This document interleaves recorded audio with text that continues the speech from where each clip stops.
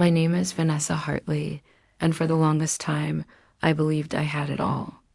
I was a pillar of my community, a special education teacher at Franklin High School, where I spent my days helping students with learning disabilities find their voices and thrive.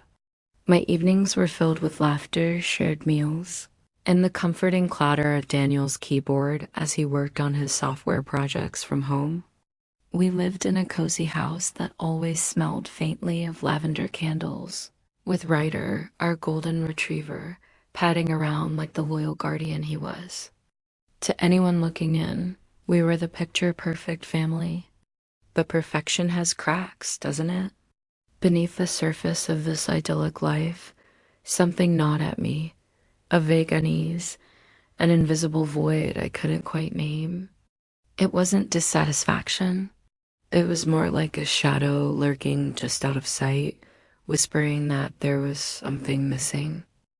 One stormy night changed everything, or so I thought when it began.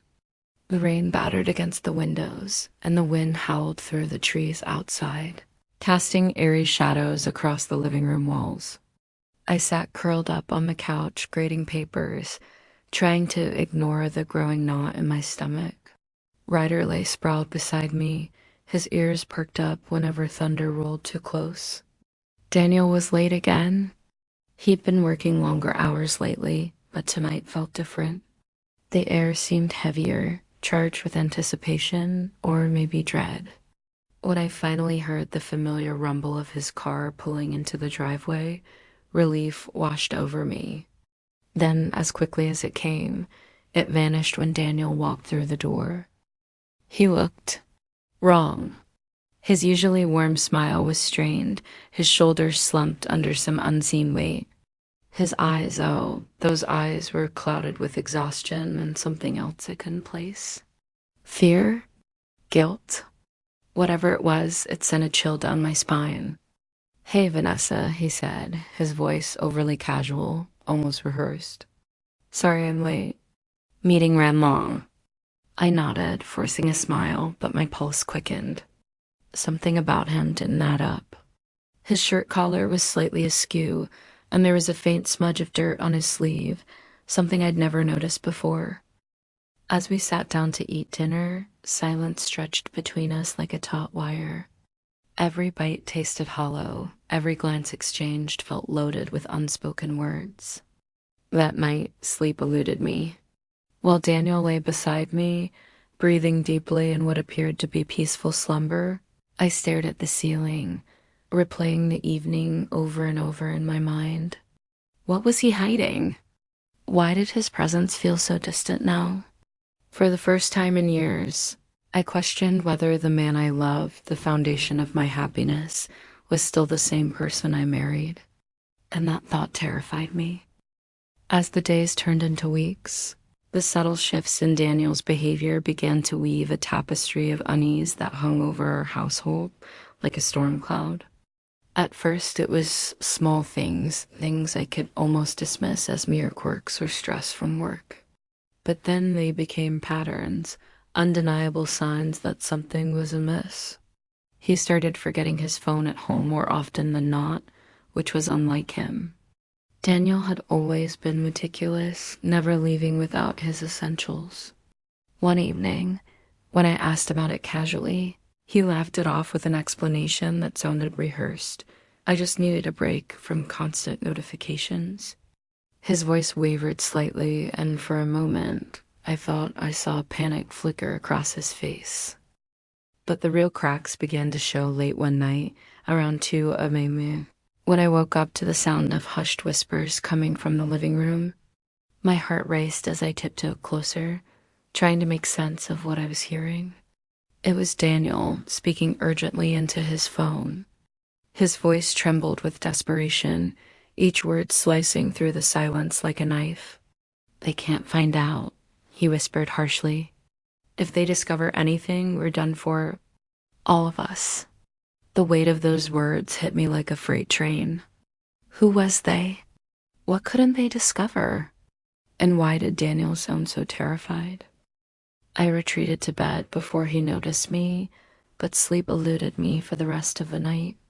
Every breath I took felt heavier, every shadow darker. The man I loved, the man who once shared everything with me, was now carrying secrets too heavy for me to comprehend. Over breakfast the next morning, I tried to act normal, but my mind kept replaying his words. Was this related to Project Phoenix? Or was there something else, entirely a danger lurking in the periphery that I hadn't even considered? Even Ryder seemed to sense the growing distance between us and Daniel. Our golden retriever, usually so attuned to Daniel's moods, would nuzzle against him affectionately, seeking comfort. But instead of the warm embrace he used to give, Daniel merely patted Ryder absent-mindedly, lost in thought. One afternoon, after Daniel returned home unusually late again, Ryder trotted up to him, wagging his tail, only to receive a distracted stroke on the head. The look in Ryder's eyes broke my heart. He knew something was wrong too. That fleeting moment of disconnection between man and dog spoke volumes, amplifying the tension suffocating our home. Daniel's excuses grew thinner with each passing day. Long meetings, he'd say, avoiding eye contact. Work emergencies, he muttered, barely acknowledging my presence. Yet the guilt etched on his face betrayed him every time. It wasn't just his actions, it was the way he moved through the house like a ghost, detached and distant. His laughter no longer filled the air. His smile no longer reached his eyes. Even the clatter of his keyboard, once a comforting background noise, now grated on my nerves, reminding me of how much had changed. One particularly tense evening, I confronted him gently, hoping to bridge the widening chasm between us. "Is everything okay, Daniel?" I asked, placing a hand on his arm. He flinched, pulling away instinctively. "Yeah, fine," he replied quickly, his tone clipped. But I saw it, the flicker of fear in his gaze, the way his fingers twitched nervously. Something or someone was haunting him, and whatever it was tearing us apart. The storm brewing inside me reached its breaking point one sleepless night. The house was eerily silent, save for the faint hum of the refrigerator and Ryder's rhythmic breathing beside me. Daniel had fallen asleep hours ago, his face a mask of exhaustion, but I couldn't quiet the relentless thoughts racing through my mind. Something was wrong, terribly wrong, and I needed answers. My hands trembled as I tiptoed to his desk, where his laptop lay closed, an unassuming object that now felt like Pandora's box, waiting to unleash chaos. I told myself it was just curiosity at first, a fleeting need to understand why my husband had become so distant. But deep down, I knew it wasn't curiosity driving me. It was fear. Fear of losing him, fear of what secrets he might be hiding, and fear of the growing chasm between us. With every fiber of my being screaming that this was betrayal, an invasion of trust, I opened the laptop anyway. The password I entered felt heavier than any words I'd ever typed before, each keystroke echoing in the stillness like a gunshot. What I found shattered the fragile illusion I'd clung to for weeks. Buried within the labyrinth of folders labeled with mundane work titles was one marked Project Phoenix. My pulse quickened as I clicked on it, half expecting to find benign files related to software development or corporate strategies. Instead, I stumbled upon emails, dozens of them, exchanged not only with Leia, but also with others whose names meant nothing to me. One email stood out, a partially deleted message that hadn't been erased completely. Its fragmented sentences sent ice coursing through me. Need to move fast. If they catch wind of this, everything collapses. At first glance, the language seemed cryptic, almost coded. Yet, the implications were clear enough to make my stomach churn. This wasn't about work stress or late-night meetings. It was something far darker. As I scrolled further, the truth began to crystallize. Project Phoenix wasn't merely a professional endeavor. It was tied to a shadowy international crime syndicate involved in cyberterrorism. These weren't ordinary criminals, they were ruthless individuals willing to kill anyone who stood in their way. And somehow Daniel was entangled in their web. My breath hitched as I pieced together fragments from the emails. They spoke of data breaches, cover-ups, and threats made against those who dared oppose them. One line in particular froze me to my core. He knows too much. Neutralize him if necessary. Was he referring to Daniel? Were these people targeting my husband? The room spun around me as panic clawed at my chest. What had Daniel gotten himself into? Why hadn't he told me? Did he think keeping me in the dark would protect me, or was there another reason? Ryder stirred beside me, sensing my distress. His warm head nudged my leg, but even his comforting presence couldn't anchor me to reality. My mind spiraled into a vortex of worst-case scenarios. If Daniel was truly in danger, then so was I. So was Ryder. We were all pawns in a game we didn't sign up for, and the stakes were life and death. I closed the laptop, tears streaming down my face, feeling as though I'd crossed a line I could never uncross. The weight of what I'd uncovered pressed down on me like a leaden blanket. How could I confront Daniel now? Would he even believe me when I said I did this out of love and desperation? Or would he see it as the ultimate betrayal? The confrontation with Daniel didn't happen in a burst of anger or dramatic accusations. It unfolded like a slow unraveling, each word pulling at the fragile threads holding our lives together. That evening, after days of agonizing over what I had uncovered, I finally mustered the courage to face him. The house was eerily quiet, Ryder lying at my feet as if sensing the tension crackling in the air. Daniel sat across from me, his laptop closed but still radiating the weight of its secrets. His eyes met mine briefly before darting away, and for the first time I saw fear, not just for himself, but for us. Daniel, I began, my voice trembling despite my attempt to sound calm. I know about Leia, about Project Phoenix. His entire body stiffened, as though an electric current had shot through him. For a moment, he said nothing, his hands gripping the edge of the table so tightly that his knuckles turned white. Then, with a sigh heavy enough to fill the room, he whispered, "How much do you know?" "Enough," I replied, my tone sharper now, fueled by the betrayal gnawing at my insides.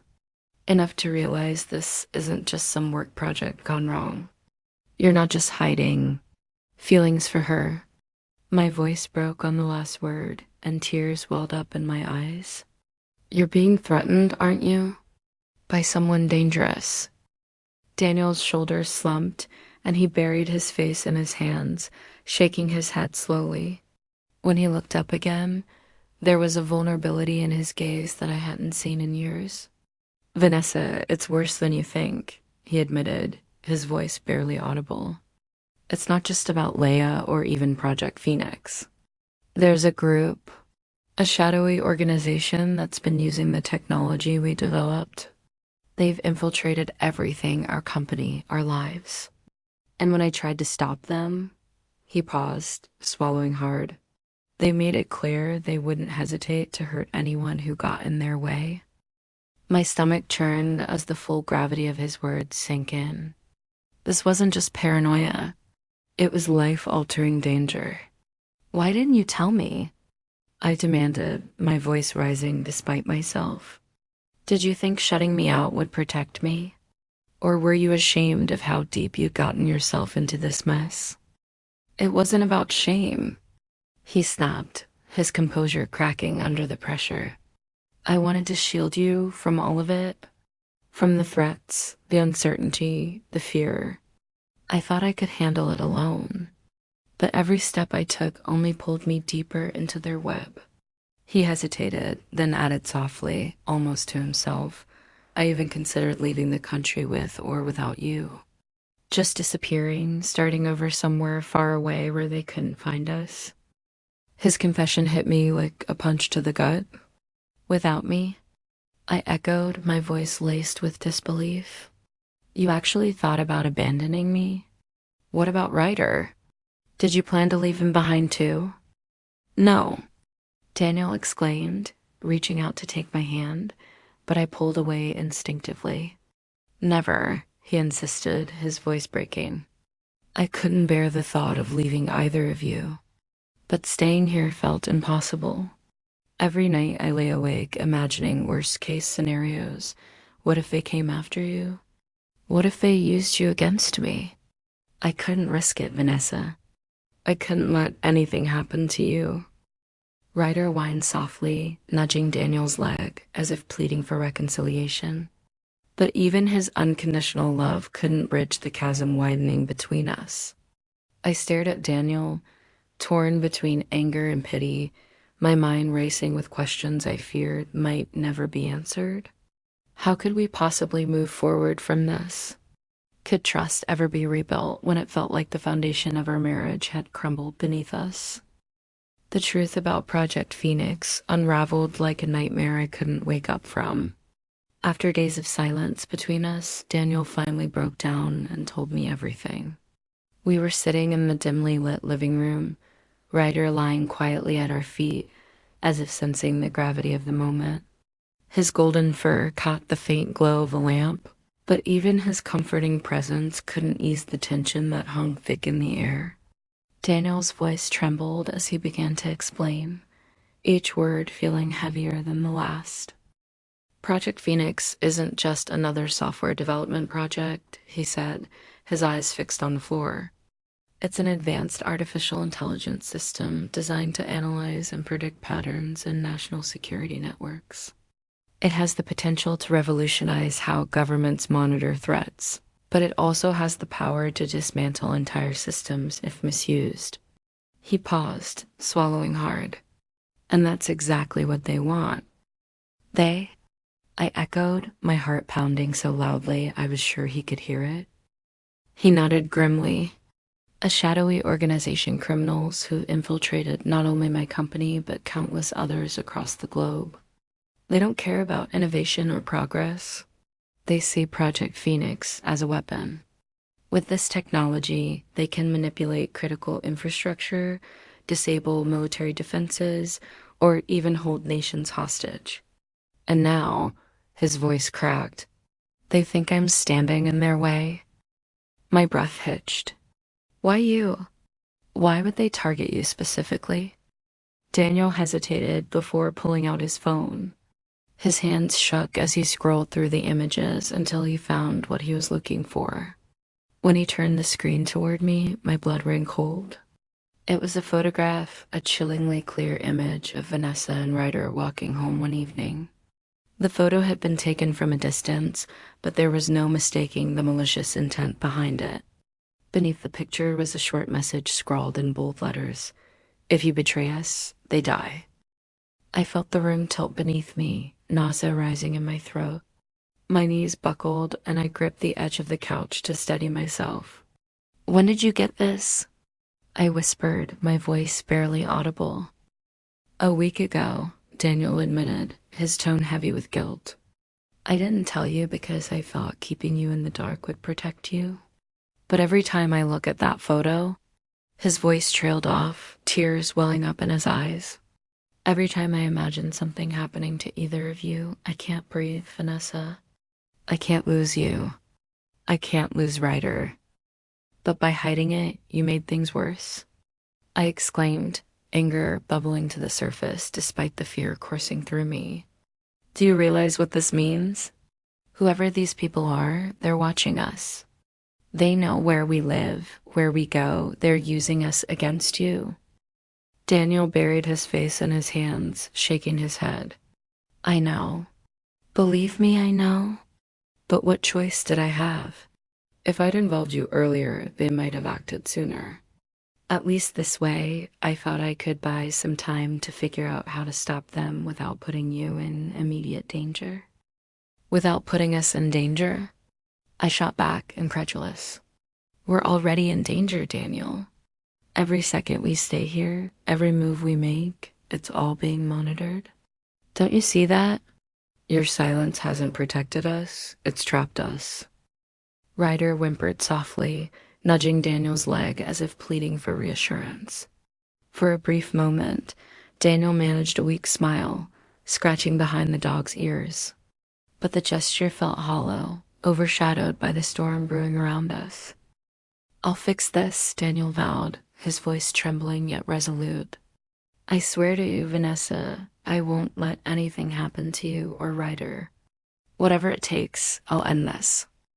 But as he spoke those words, I couldn't shake the feeling that his promise might be too late. The walls of our sanctuary were crumbling, and the enemy wasn't just outside, they were inside our lives, inside our minds. And the clock was ticking louder than ever. Determined to uncover the truth, I decided to take matters into my own hands. The emails and Leia's cryptic warnings had only scratched the surface of Project Phoenix, and I knew Daniel's life and mine depended on understanding the full scope of the danger we were facing. That evening, after Daniel left for another urgent meeting, I grabbed my coat, slipped a flashlight into my pocket, and headed out with Ryder trotting faithfully beside me. My plan was simple: retrace Daniel's recent movements and see if I could find any clues at places he frequented. But as we walked toward the dimly lit streets near his office, a creeping sense of unease settled over me. It started as a shadow of fleeting figure in a black hoodie that seemed to vanish whenever I turned around. At first, I told myself it was paranoia, the remnants of sleepless nights and endless worry clouding my judgment. But then, as we approached an alleyway shortcut, I caught sight of him again, the same man, tall and lean, wearing all black, his face obscured by the brim of his hat. This time, there was no mistaking it. He was following us. Panic surged through me like wildfire. My heart pounded so loudly I feared it might give away our position. I quickened my pace, clutching Ryder's leash tightly as he instinctively pressed closer to me, his ears perked up in alertness. "Come on, Ryder," I whispered hoarsely, pulling him along. We ducked into a narrow side street, hoping to lose our pursuer, but the sound of hurried footsteps behind us confirmed the worst. He was still there. Ryder growled low in his throat, his hackles rising as he sensed the threat. For once, his playful demeanor was replaced by something primal, protective. I glanced around frantically, searching for an escape route. A chain-link fence loomed ahead, too high for me to climb, but Ryder didn't hesitate. He barked sharply, drawing the stranger's attention momentarily while I fumbled with the latch on a nearby gate. When it finally swung open, I tugged Ryder inside, slamming it shut just as the man reached us. His gloved hand gripped the bars, his eyes piercing through the darkness. "You shouldn't have come here," he hissed before melting back into the shadows. Shaken but alive, we made our way home, every step feeling heavier than the last. Once inside, I locked the door and sank to the floor, trembling. Ryder licked my hand gently, his presence grounding me despite the chaos swirling in my mind. I realized then that this wasn't just about protecting Daniel anymore, it was about survival. Whoever these people were, they weren't playing games. They wanted silence, compliance, or worse. The next day, armed with newfound resolve, I arranged another meeting with Leia. This time, she didn't mince words. Over steaming cups of coffee, she revealed her true identity, not just a colleague, but a covert operative embedded within Daniel's company to dismantle the criminal network exploiting Project Phoenix. Her voice dropped to a whisper as she explained, "I've been working undercover for months. These people, they're ruthless. They'll stop at nothing to protect their interest." Her confession sent chills down my spine. If Leia was willing to risk everything to stop them, how much more dangerous was this situation than I'd imagined? She handed me a burner phone, instructing me to call her immediately if anything or anyone seemed suspicious. "And Vanessa," she added gravely, "don't trust anyone, not even those closest to you." The weight of my betrayal pressed down on me like an unyielding storm cloud, its shadow darkening every corner of my mind. After discovering the truth about Project Phoenix and confronting Daniel with what I had done spying on him, violating his trust, I felt as though I had shattered something irreparable. The guilt gnawed at me relentlessly, eating away at the fragile remnants of my sanity. Every glance in the mirror revealed a stranger staring back, someone reckless, selfish, unworthy. How could I have been so blind? So consumed by my own fears that I didn't stop to consider the consequences of my actions. Driving became a dangerous act of autopilot. One afternoon, as I navigated through the crowded streets after school, my thoughts spiraled out of control. Images of Daniel's pained expression haunted me, replaying over and over in my mind like a broken record. My hands tightened around the steering wheel until my knuckles turned white, but my focus was fractured. A red light loomed ahead, yet it barely registered in my consciousness. It wasn't until the blaring horns of another car jolted me back to reality that I realized how close I had come to disaster. The screech of tires echoed in my ears as I slammed on the brakes mere inches from the crosswalk. Pedestrians glared at me, their faces masks of anger and disbelief. My heart raced, pounding against my chest like a trapped bird, desperate to escape. Tears blurred my vision as I pulled over to the side of the road, gripping the wheel with trembling hands. "What is wrong with me?" I whispered aloud, my voice cracking under the strain of self-loathing.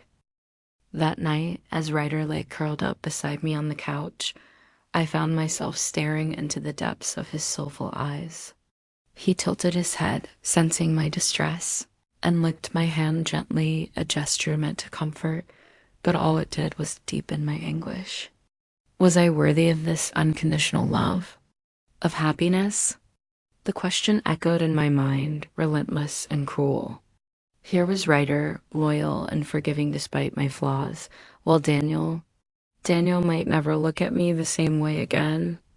I had let my insecurities and paranoia drive a wedge between us, pushing our family toward danger instead of protecting it. What kind of person does that make me? I couldn't sleep. The hours dragged on endlessly, each tick of the clock amplifying the silence that surrounded me. Lying awake in bed, I replayed every decision I'd made since stumbling upon those emails. Had I truly believed I was acting out of concern for Daniel, or was it just jealousy disguised as protectiveness? The boundaries between right and wrong had blurred long ago, leaving me adrift in a sea of moral ambiguity. My mind conjured images of what could happen if things went further south, if Daniel decided he couldn't forgive me, if the people threatening us discovered where we lived, if everything we held dear crumbled to dust because of my mistakes.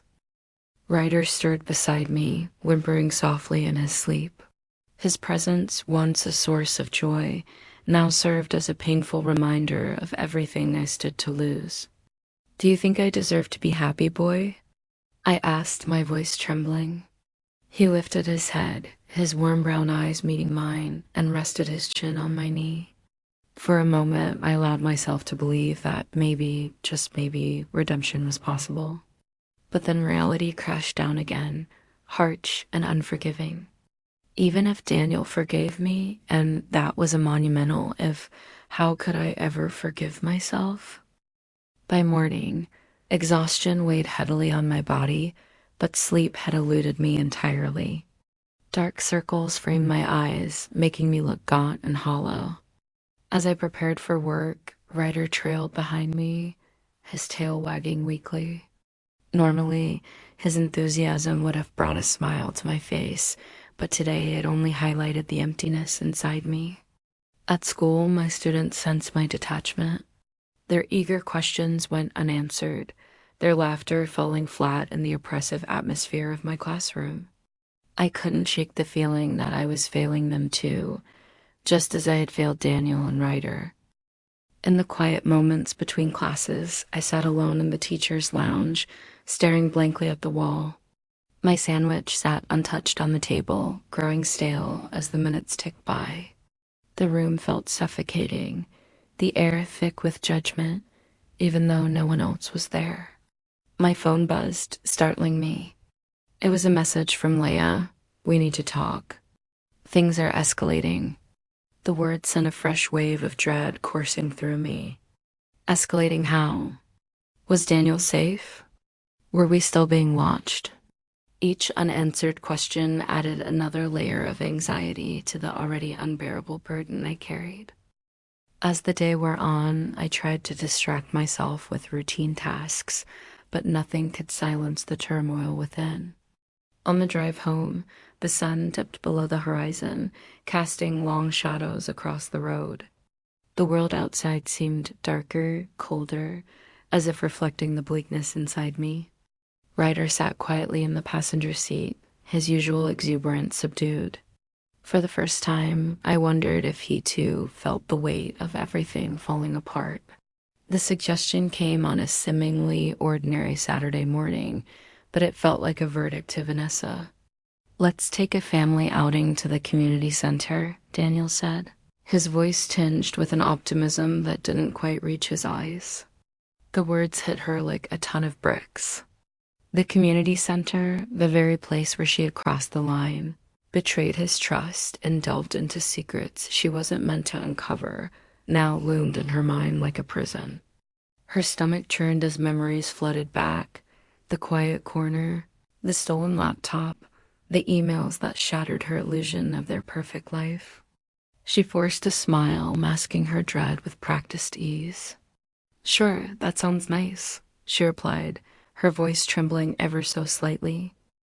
As they walked through the familiar paths of the community center, everything seemed heavier, the air thick with unspoken tension. The scent of blooming flowers tainted by the weight of guilt pressing down on her chest. Ryder trotted ahead, oblivious to the storm brewing between them, his tail wagging as if trying to bridge the growing chasm. But Vanessa couldn't shake the feeling that the world around her was closing in, suffocating her under layers of lies and betrayal. Every step toward the secluded garden area felt like walking into a courtroom where judgment awaited. It was there, near the same quiet corner where she had made her fateful decision, that Vanessa broke. The sight of the bench where she had opened Daniel's laptop triggered something primal within her, a need to confess, to purge herself of the poison festering inside. Tears welled up in her eyes as she turned to face him, her voice barely above a whisper. "Daniel, I have to tell you something. Something terrible." He stopped mid-stride, his brow furrowing in confusion. For a moment, time seemed to freeze, the world narrowing down to just the two of them amidst the sprawling greenery. I went through your laptop," she admitted, each word tearing at her throat. "I found the emails about Project Phoenix. I thought you were hiding something from me, something dangerous.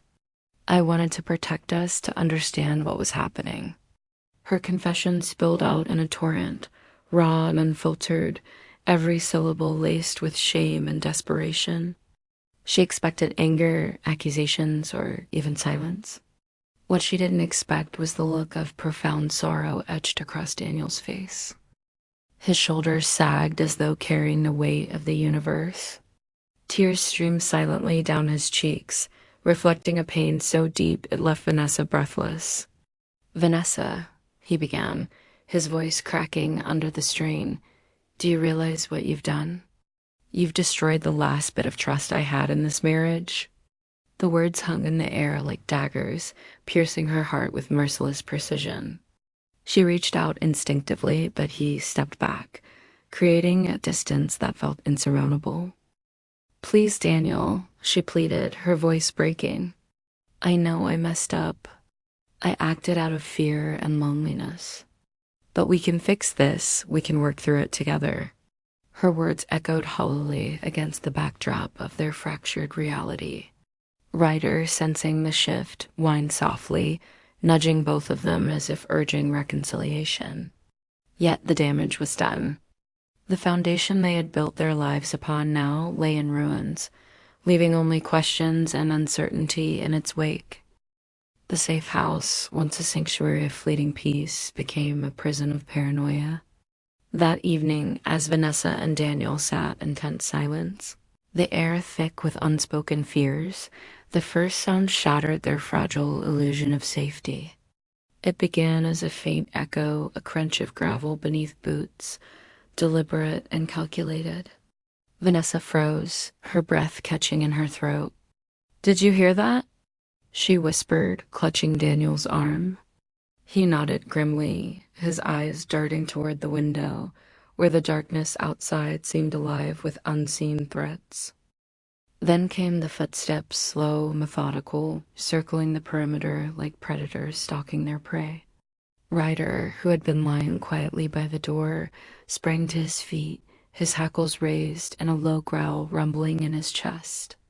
The sound sent chills down Vanessa's spine. Even Ryder, usually so calm and trusting, sensed the danger closing in. "They found us," Daniel muttered under his breath, his voice laced with panic. Before they could react, a deafening crash shattered the stillness, the sound of glass splintering as one of the windows burst inward, shards scattering across the floor. "Move!" Daniel shouted, grabbing Vanessa's hand and pulling her toward the back exit. But it was too late. 3 shadowy figures stormed through the broken window, their faces obscured by masks, their movements swift and menacing. Vanessa's heart pounded as adrenaline surged through her veins. She stumbled backward, her mind racing with fear and disbelief. How had they been tracked? Was there no place left to hide? Ryder lunged at the intruders, his loyalty unwavering despite the chaos. His bark echoed through the small cabin, a fierce warning to anyone who dared approach. One of the men swung a heavy flashlight, striking Ryder squarely on his side. The sickening thud of metal against flesh reverberated through the room, followed by Ryder's yelp of pain. Vanessa screamed, tears streaming down her face as she watched her beloved dog collapse to the ground. "No, Ryder!"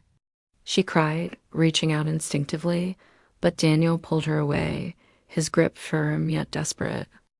"We can't stay here," he urged, dragging her toward the door. Vanessa resisted for a moment, her eyes locked on Ryder's motionless form. Guilt overwhelmed her, crushing her chest like a vice. This was her fault, her choices, her secrets, her inability to protect the people she loved. If she hadn't delved into Project Phoenix, if she hadn't pushed Daniel into this nightmare, none of this would have happened. She wanted to scream, to beg for forgiveness, but there was no time. Outside, the night swallowed them whole. The dense woods surrounding the cabin offered little refuge, their branches clawing at them like skeletal hands. They ran blindly, the cold wind biting at their skin, their breaths coming in ragged gasps. Behind them, shouts echoed through the trees, the voices of their pursuers growing louder with each passing second. Vanessa tripped over a root, landing hard on the damp earth. Pain shot through her knees, but Daniel hauled her up without hesitation, urging her forward. "Keep moving," he hissed, glancing over his shoulder. As they pressed on, Vanessa's thoughts spiraled into despair. Ryder's injury haunted her, a vivid reminder of the cost of her actions. She had brought this storm into their lives, tearing apart the foundation of their family. Her love for Daniel, her devotion to Ryder, all of it felt tainted now, overshadowed by the consequences of her mistakes. Would they ever escape this nightmare? Or was this the beginning of the end? Living under assumed identities felt like wearing a mask that never came off. Vanessa and Daniel were no longer the people they once were. They had become shadows of themselves, constantly looking over their shoulders, afraid to trust even the air they breathed. Their days blurred into nights, each moment heavy with paranoia. They couldn't call their families or friends, not even send a text, because every connection was a potential thread leading back to them. The isolation gnawed at their souls, turning what little remained of their bond into brittle shards. One evening, as they sat in a dimly lit safe house miles away from home, Vanessa broke the silence. Do you ever think about Mom? She asked softly, her voice cracking under the weight of longing. Daniel didn't answer immediately. When he finally spoke, his tone was hollow. Every day. But thinking about them puts them in danger. We can't afford that, not now. His words hung between them, cold and final, like a door slamming shut on any hope of normalcy. The tension only worsened when Ryder, their loyal companion, wasn't allowed to stay with them for safety reasons. Without his warmth and unconditional love, the chasm between Vanessa and Daniel grew wider. Conversations became stilted, arguments frequent. Fear and mistrust seeped into their interactions like poison, eroding the foundation of their marriage further. Then came the night that changed everything. As Vanessa stepped out to buy supplies, a rare venture outside, the unthinkable happened. A black van screeched to a halt beside her, and before she could scream, hands grabbed her, pulling her inside. Her captors blindfolded her, their voices low and menacing. Tell your husband this, deliver Project Phoenix by midnight, or you're dead. Panic surged through Vanessa's veins, but beneath the terror was an unshakable resolve. She wouldn't let fear break her, not completely. Daniel received the ransom demand hours later. His face turned ashen as he listened to the recording of Vanessa's voice, trembling but defiant. They have her, he whispered, gripping the edge of the table until his knuckles turned white. For the first time since everything began, he cried openly, his sobs echoing through the empty room. I'll do whatever it takes, he vowed, his voice shaking yet resolute. He contacted Leia, who warned him against surrendering the data.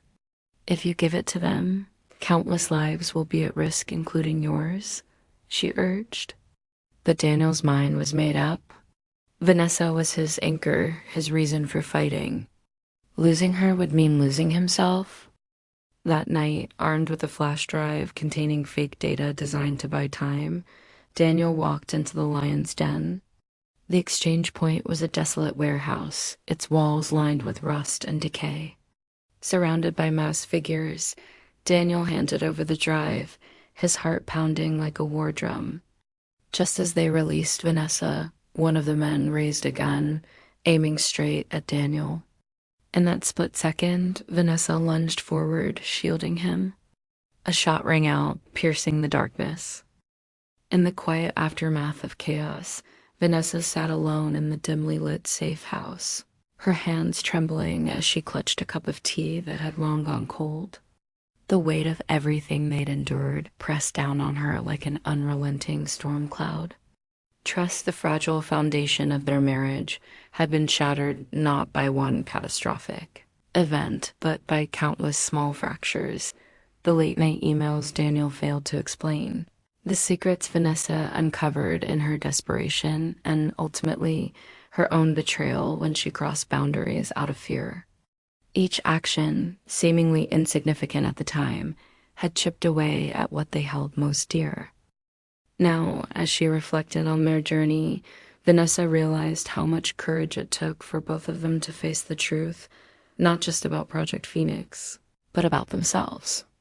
It wasn't until they were stripped of all pretenses, forced to confront danger side by side, that they truly understood the depth of their bond. Love wasn't merely about joy and comfort. It was also about sacrifice, resilience, and choosing each other even when trust felt impossible to rebuild. She remembered Daniel's words during one of their darkest nights. We're in this together, for better or worse. At the time, his voice had wavered with uncertainty, yet those words carried a promise, a vow to fight not just against external threats, but for their relationship itself.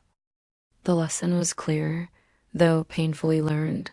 Trust is delicate, easily broken by doubt and fear, yet it can be rebuilt through vulnerability and effort. Vanessa fought back to Ryder, who had stood faithfully by them despite the turmoil. His unwavering loyalty served as a reminder that love doesn't falter simply because circumstances become difficult. It perseveres, even when hope seems lost. As Vanessa gazed at Daniel sleeping fitfully across the room, she vowed never to take their connection for granted again. They had survived deception, danger, and heartbreak, but in doing so, they had discovered something profound. True strength lies not in avoiding challenges, but in facing them head on together. The dim glow of dawn filtered through the cracked blinds, casting long shadows across the safe house. Vanessa and Daniel sat side by side on a worn-out couch, their faces etched with exhaustion but also resolve. Between them lay Ryder, his golden fur matted with dried blood from the injury he had sustained while protecting Vanessa. His breathing was shallow, yet his presence remained unwavering as silent sentinel guarding what little peace they had left. For now, they were safe, but the question that loomed over them felt heavier than ever. Fight or flee? "We can't keep running," Daniel said finally, breaking the silence that had stretched for hours. His voice was low, tinged with both determination and despair. "If we stop fighting, everything we've sacrificed, everything Ryder went through, it'll all be for nothing."